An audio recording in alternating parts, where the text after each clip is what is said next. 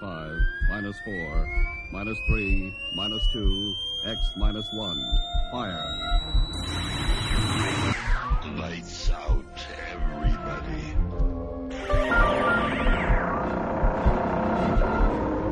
The creaking door.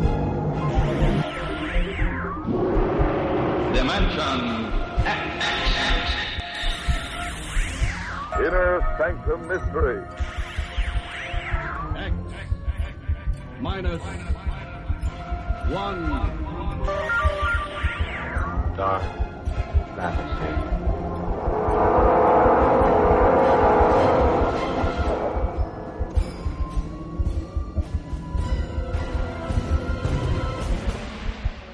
Hello everyone, welcome to Sci-Fi and Horror, brought to you by Dwayne Old Time Radio. Sci-Fi and Horror features some of the best programs from the golden age of radio, including X-1, Orbiter X, Dimension X, it's a lot of X's, Lights Out, Ray Bradbury, Dark Fantasy, and many, many more. Before we start today's sci-fi and horror thriller, if you enjoy what I'm doing, let me ask you to subscribe to my channel. Subscribing is 100% free, and you will receive notifications on new posts. Lastly, if you have a moment, please write a short 1 or 2 sentence review or give a rating on your preferred podcast service. A positive review or rating would help me out a lot. And now, on to the show. And again, thank you for your support. Hope you enjoy. This last week of the month, we will end as always with Ray Bradbury. It's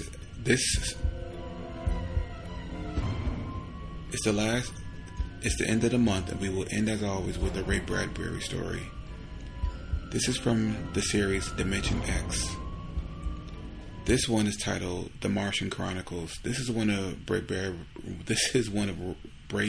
if I can say his name. This is one of Ray Bradbury's most famous stories. Arguably, this is probably his most famous story. At least it's in the top 3 or 5. This episode, as I said, is titled The Martian Chronicles. It aired on Dimension X, as I also said. I'm repeating myself here. This episode aired August 18th, 1950. Dimension X. On stage tonight, Dimension X.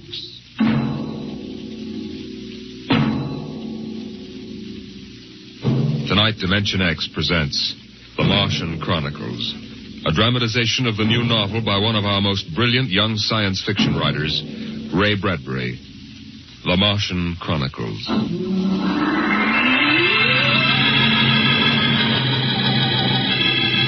January in the year 1999. 1 minute it was Ohio winter with doors closed, the panes blind with frost, icicles fringing every roof, children skiing on snowy slopes. And then a long wave of warmth crossed the small town, a flooding sea of hot air. Bye, Mom. I'm going out. William McClellan, you come back here. You know you can't go out in winter without a coat. You want to catch your death of cold? But it isn't cold. It's warm outside. It's rocket summer. Rocket summer? You know, like Indian summer. The rocket lay on the launching field, blowing out pink clouds of fire and heat, cracking the icicles, melting the snow, making summer with every breath of its mighty exhausts. It seared the faces of the watching crowd and drove them back. And then they saw the red fire and heard the big sound as the silver rocket shot up toward Mars and left them behind on an ordinary Monday morning on the ordinary planet Earth.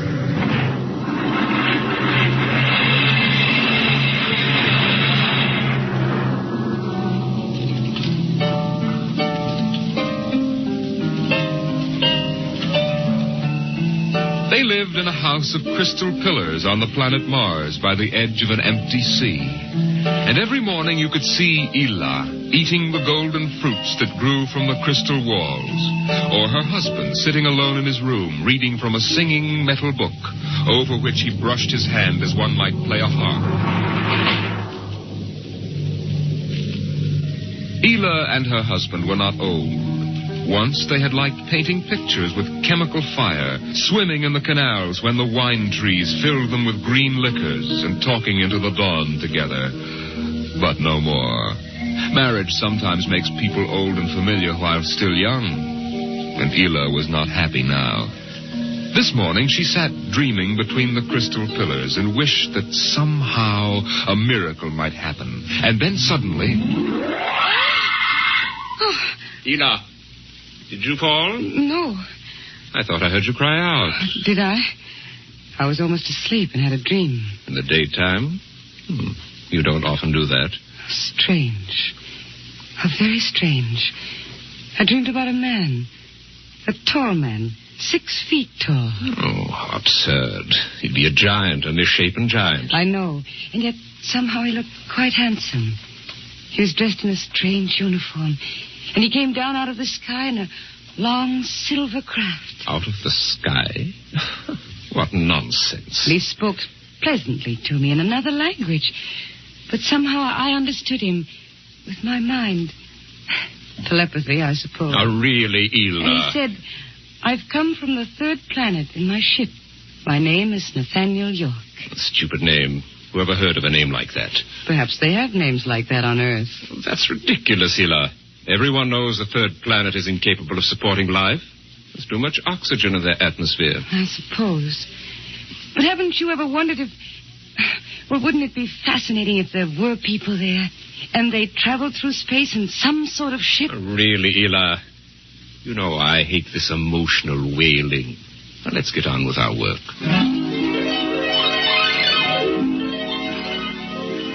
Evening came. The twin white moons of Mars were rising, and the house closed itself in like a giant flower. A wind blew among the pillars, stirring Ela's russet hair, crooning softly in her ear. And it was then that she began singing the song. Drink to me only thine eyes, and I will pledge with mine. Ela, what's that song? I don't know. What do you mean you don't know? I've never heard it before. Did you compose it? No. Yes. No, I don't know, really. I don't even know what the words are. They're in another language. It was part of the dream I had, I guess. Oh. You know, you haven't been yourself lately. It might do you good if we went away to the Blue Mountains for a week or so. What? Did you hear what I said? I'm sorry. I was watching the sky. You're certainly interested in the sky tonight. It's very beautiful. Well, what about my suggestion? Shall we leave for the Blue Mountains in the morning? You mean go away now? Oh, no. No? Why not? Why don't you want to go? I don't know. I just don't want to, that's all. Or leave a kiss in the cup, and I'll not ask for... Ela, I'm sick of that silly song. It's late. Let us sleep.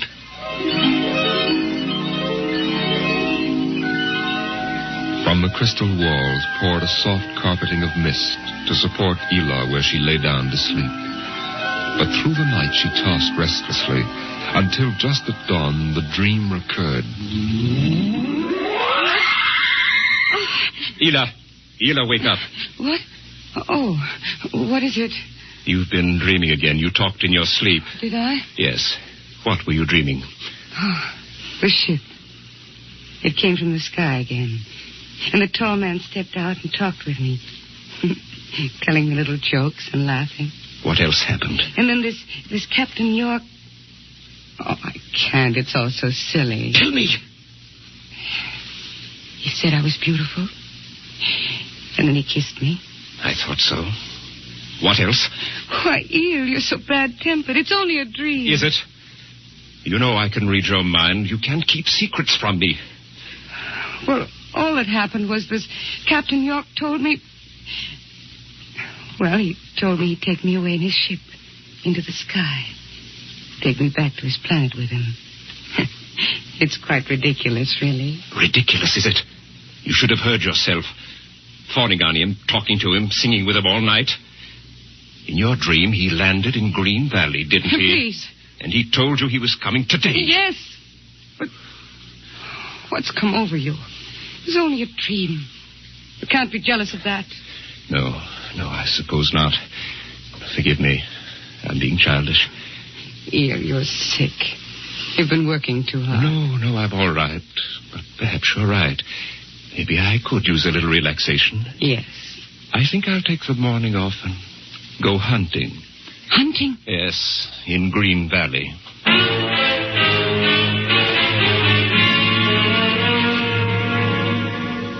Numbly, she watched him go to a closet and draw forth an evil-looking weapon. And then her husband was gone, walking toward Green Valley. And Ela waited, watching the sky for an unknown thing, trembling with a nameless fear. And then it happened. A whirring, rushing sound. The warmth as of a giant fire passing in the air. The gleam of metal in the sky. He's come. It's true. The dream is true. The rocket vanished over the hill. The sky was empty again. And trembling, Ela waited again, looking toward Green Valley and seeing nothing. Listening for sounds and hearing nothing. Until a shot sounded, very sharply. The sound of the evil weapon. Oh, no. No. Her body jerked with the sound, and she wanted to scream and never stop screaming. For now she knew the dream could never come true. There was nothing left but the song, the strange and fine and beautiful song. Drink to me only with thine eyes, and I will pledge with mine, or leave a kiss within the cup.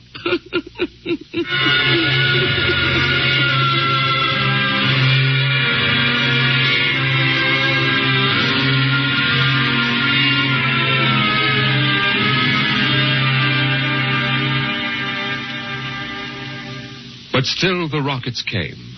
The next ship came down from the stars and the black velocities and the silent gulfs of space and landed by night near a Martian city. The men made their way to the outer rim of the dreaming city, and then Jeff Spender went in to reconnoiter while the others watched and waited for something to stir in the haunted city, some gray form to rise, some voice to break the unearthly stillness. Where were the people? Where were the Martians? Nothing stirred to disturb the silence until... Halt! Who goes there? Don't shoot! Hold it, Parker. Let's Spender and his party. They're coming back. Captain Weldon! Over here. Well? Captain, we've searched the city. People were living here last week. People? Martians. Where are they now? Dead. Dead? What did they die of? You won't believe it, Captain. Chickenpox. Good Lord, no. Yes. No resistance to an Earth disease, I guess. So the other rocket did get through to Mars. It looks like it, Captain. God only knows what the Martians did to them. But at least we know what they did to the Martians. You mean they're all dead? Yes. This planet is through. Hey, you hear that, guys? We're safe. Break out a bottle, Cookie. Let's have a drink to celebrate. Stop it, Parkhill. Put down that bottle. What's eating you, Spender? The planet's ours now. We got a christener, don't we? I christen thee the city of... Hey, Park Hill City. Park Hill, I warned you. All right, Spender, that's enough. That'll cost you a $50 fine. Cookie, McClure, take care of Park Hill. Spender, you come with me.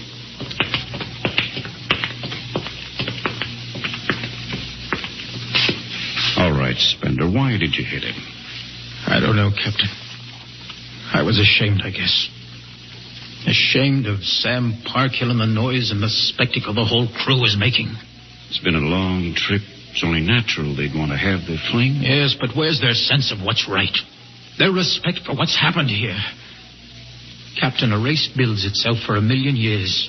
refines itself, builds cities like this one, does everything it can to give itself respect and beauty, and then it dies.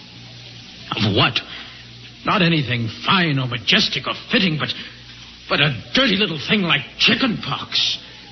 And Sam Parkhill wants to celebrate. I know, Spender, but you've got to remember you've a different way of seeing things. I'm seeing things all right. I'm seeing what we'll do to Mars. We'll rip it up, rip the skin off, ruin it the way we've ruined our own planet. Captain, look at the city. It may be the last time you'll ever see it this way. Beautiful in the moonlight, isn't it? Yes. There's a poem by Byron that describes it, and how the Martians would feel tonight if there were any of them left. So we'll go no more a-roving so late into the night. Though the heart be still as loving and the moon be still as bright. For the sword outwears its sheath, and the soul wears out the breast. And the heart must pause to breathe, and love itself must rest. Oh, the night was made for loving, and the day returns too soon. Yet we'll go no more a-roving by the light of the moon. Without a word, the Earthmen stood and looked at the city. The bottle lay shattered at Sam Parkhill's feet, and the sour stench of liquor filled the cool air. The men of Earth had come to Mars.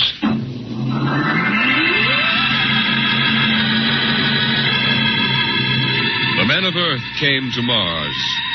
They came because they were afraid or unafraid, because they were happy or unhappy, because they felt like pilgrims or did not feel like pilgrims. The government posters screamed, "There's work for you in the sky. See Mars!" The men shuffled forward, all kinds of men, all coming for different reasons. The rockets came like drums beating in the night. They came like locusts, swarming and settling in blooms of rosy smoke. Mars was a distant shore, and the settlers spread upon it in waves. First the pioneers and builders, then the people of civilization.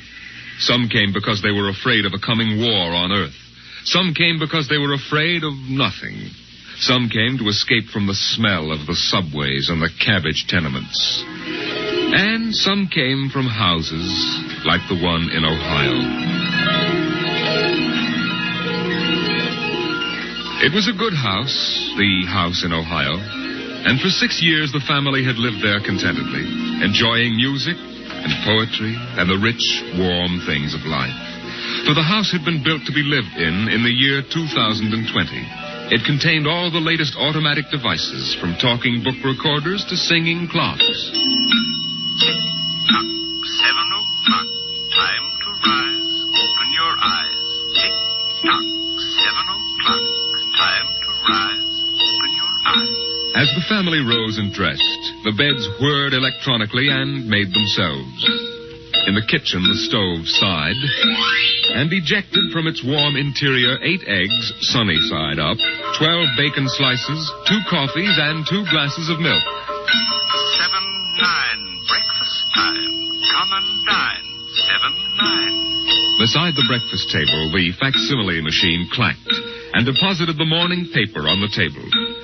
The headlines today spoke ominously of the danger of a coming war, and the man frowned as he read the news. Today is August 4th, 2026. Insurance, gas, and and heat bills are due. And today, remember, the family has planned a picnic. Gee, Dad, are we really going? Sure, Timmy, why not?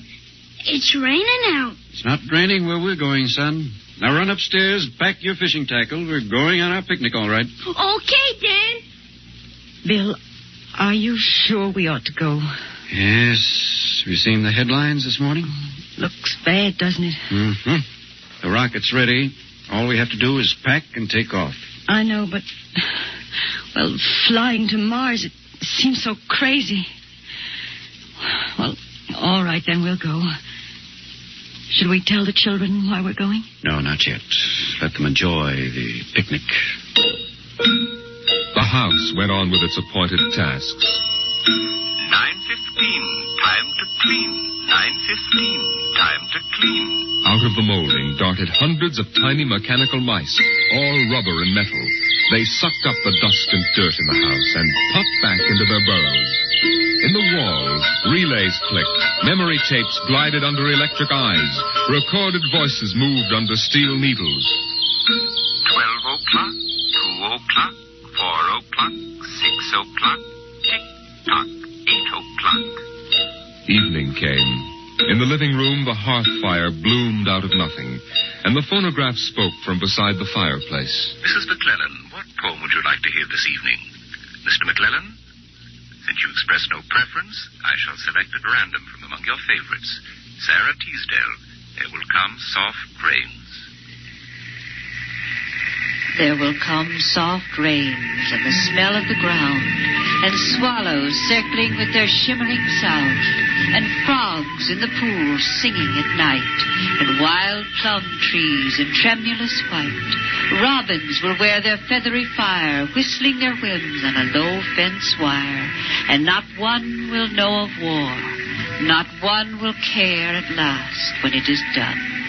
Not one would mind, neither bird nor tree, if mankind perished utterly. And spring herself, when she woke at dawn, would scarcely know that we were gone. The phonograph finished the poem, but there was no one there to hear, for the family had gone to Mars.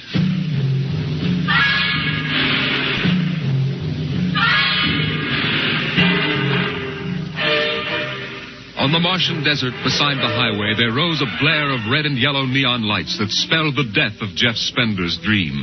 Sam's hot dog stand was what the sign read. And Sam, of course, was the same Sam Parkhill who had fought with Spender years before. 10,000 rockets were reported leaving soon for Mars, with 100,000 hungry customers. And Sam wanted to be ready for them. Hey, look up there, Elmer. See that green star up there? That's Earth. Good old wonderful Earth. Makes you feel almost reverent, don't it? Yeah. Send me you're hungry and you're starved. Something. That's a poem I learned in school. Come on, Earth, send me your rockets. Here's Sam Parkhill with the only hot dog stand on Mars. Sam, what if the rockets don't come? What if there's a war on Earth? Don't worry, they're coming all right. Ain't nothing going to happen to spoil my plans, baby. I figured it all out. Sam! Hey, Sam, look up there. Earth! Oh, what? Oh, no. It's catching fire. It's burning. Oh, no, that can't be Earth. Elmer, they can't do this to me. I got all our money invested in this place. Go ahead, Sam. Switch on more lights. Turn up the music. Get the hot dogs on the fire. There'll be another batch of customers coming along in about 100 million years. Oh, no, it couldn't be. What a swell spot for a hot dog stand. Let you in on a little secret, Sam. This looks like it's going to be an off-season.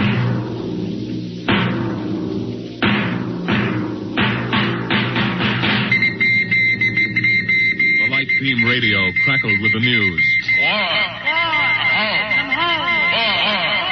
By morning, the shelves of the luggage store were empty, and the rockets were blasting off, headed back to Earth.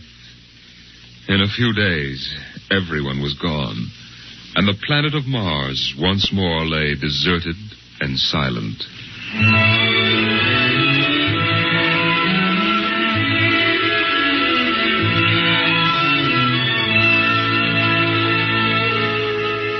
And then, after all the rest had gone, one last rocket landed on Mars. A small, family-sized rocket come all the way from Earth.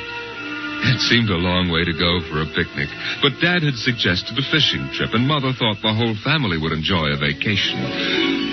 So here they were, floating down a Martian canal, with Timothy sitting in the back of the boat with Dad and Mother up front holding Alice the baby, and the deserted Martian towns drifting slowly by. Dad? What is it, Timmy?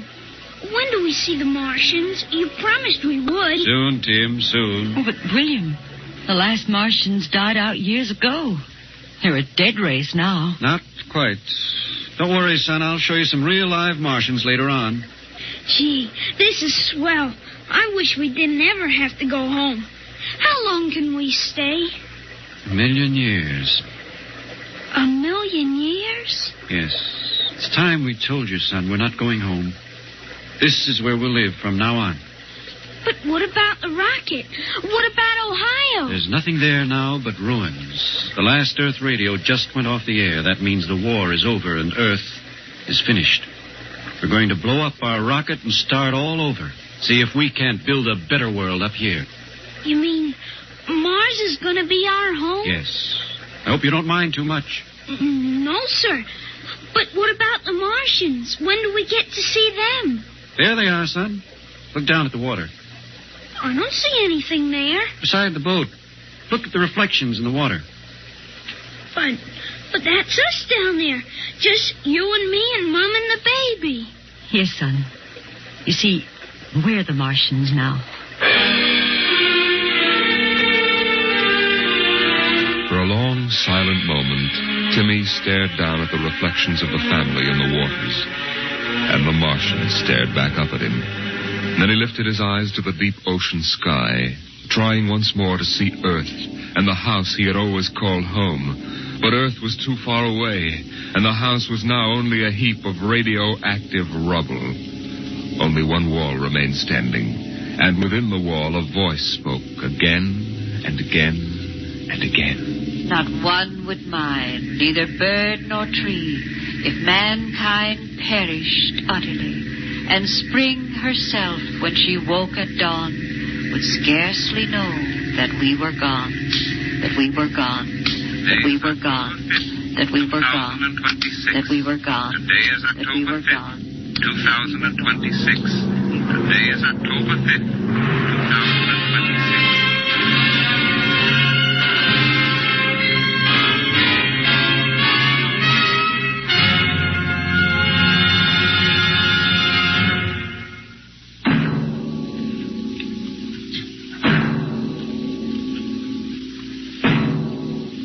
You have just heard The Martian Chronicles, a dramatization of highlights from the new novel by Ray Bradbury. The world of Dimension X.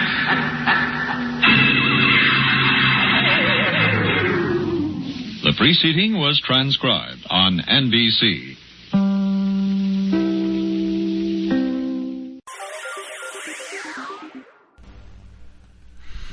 Thank you for listening. If you enjoy what I'm doing, I ask you to please subscribe to my channel or channels. You can also go to my website where you can listen to all of my podcasts for free. You can also download them for free. And there is donation information on the website if you feel like you would like to show some support for what I'm doing. You can email me. The website is otr.duane.media. And my email is info@otr.duane.media. And my Instagram is duane.otr. Well, hope you enjoyed. And until next time, stay safe. Wish you well. Peace.